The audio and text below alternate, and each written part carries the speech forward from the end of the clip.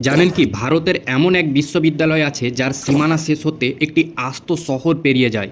আজকে আমি আপনাদের জানাবো ভারতবর্ষের সবথেকে বড় তিনটি বিশ্ববিদ্যালয়ের সম্পর্কে সব তথ্য। নাম্বার এক, আয়তনের দিক দিয়ে ভারতবর্ষের সবথেকে বড় ইউনিভার্সিটির নাম হলো GB punt university of agriculture and technology.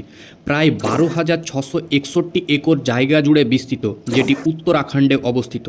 আয়তনের দিক দিয়ে এটি কেবল ভারতে নয়, বিশ্বের দ্বিতীয় বৃহত্তম।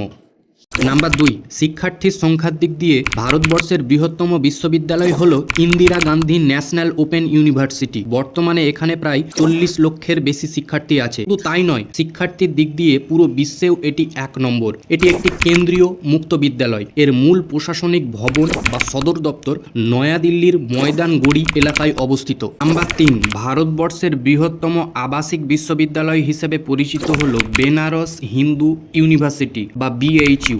এটি বারাণসী উত্তরপ্রদেশে অবস্থিত। এমনকি এটি এশিয়ার সবথেকে বড় আবাসিক বিশ্ববিদ্যালয়।